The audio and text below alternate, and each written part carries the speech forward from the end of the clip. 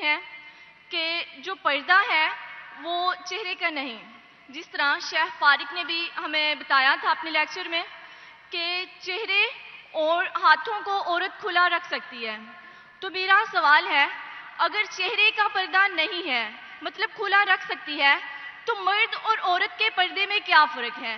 Because جب عورت باہر آئے گی، چہرے کو کھلا لے کے آئے گی، تو اپوزٹ جینڈر میں اٹریکشن بھی ہوگی اور فتنہ بھی پیدا ہوگا۔ اور اس کے ساتھ میں ترمذی کی ایک حدیث کو کوٹ کرتی ہوں کہ جس طرح حضرت میمونہ اور ام سلمہ آپ صلی اللہ علیہ وسلم کے پاس بیٹھی ہوئی تھی، تو اتنے میں عبداللہ ابن مکتوم آئے، تو جو نبینے تھے، تو ازواج نے پردہ نہیں کیا تھا، تو آپ صلی اللہ علیہ وسلم نے ان سے وجہ دریافت کی کہ آپ نے پردہ کیوں نہیں کیا؟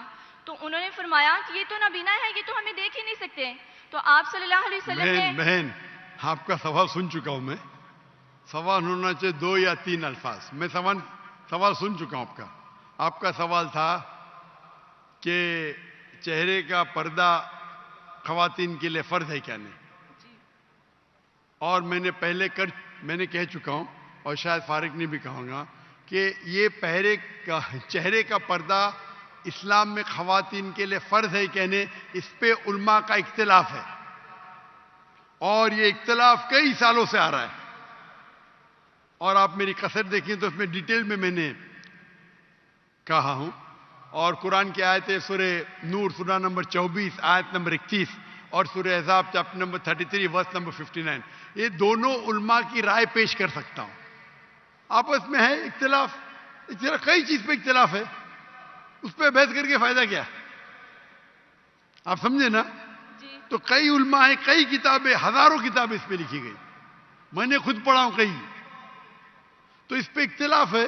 لیکن ہم مسلمان کو جب اختلاف ہے تو اختلاف پہ احترام کرنا چاہیے۔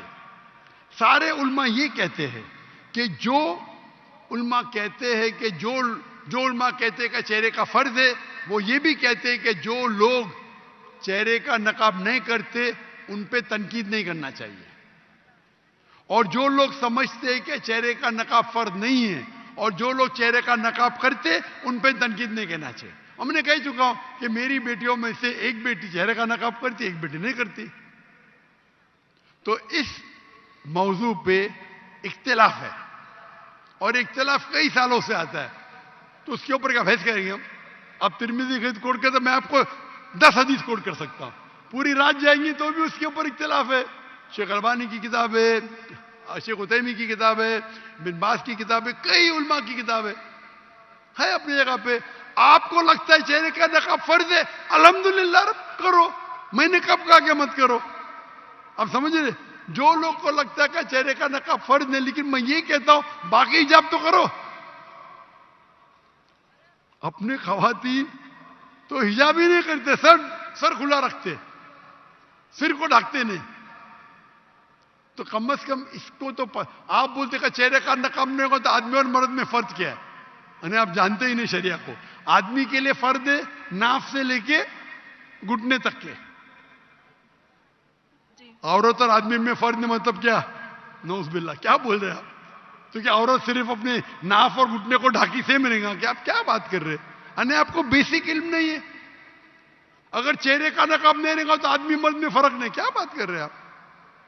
آدمی کو سر ڈھکنا فرض نہیں ہے، سنت ہے۔ کوئی بولتے سنت بھی نہیں، ٹھیک ہے، اس پہ بحث کیا کرنے کا؟